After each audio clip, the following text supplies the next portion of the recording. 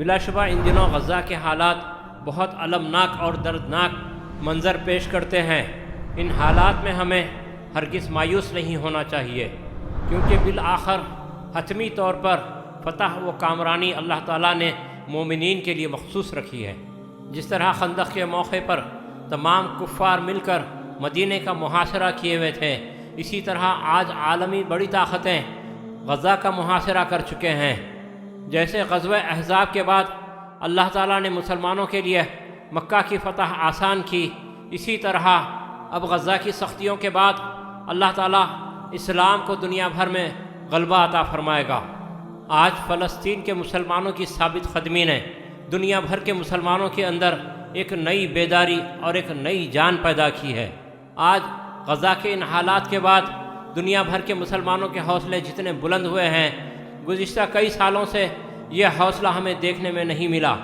میں نوجوانوں سے کہنا چاہوں گا کہ دنیا بھر میں مسلمان اپنی منزل کی طرف آگے بڑھ رہے ہیں، اپنے مقصد کی طرف آگے بڑھ رہے ہیں۔ ایسا نہ ہو کہ ہم غفلت کا شکار ہو جائیں اور ہم اس قافلے میں شامل ہونے میں دیر کر دیں۔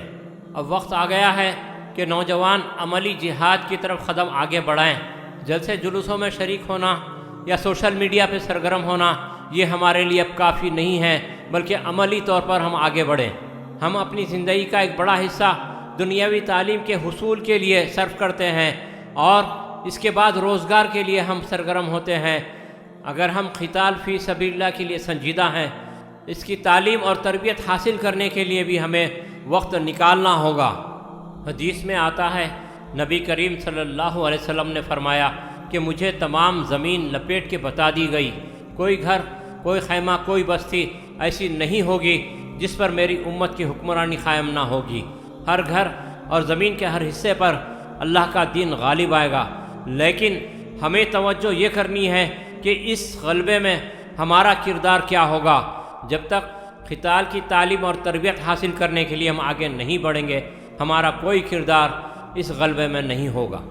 اس سلسلے میں اہم بات یہ ہے کہ جو بھائی جس نظم کے ساتھ سرگرم ہے، اسی نظم کے ساتھ اسلام کے غلبے کے لیے سرگرم رہے اور مسلمانوں کے درمیان اتحاد اور اتفاق قائم رکھے، اور اس بات کو ذہن نشین رکھیں کہ ہندوستان کے اندر مسلمانوں کی قتل عام کی تیاری ہو چکی ہے۔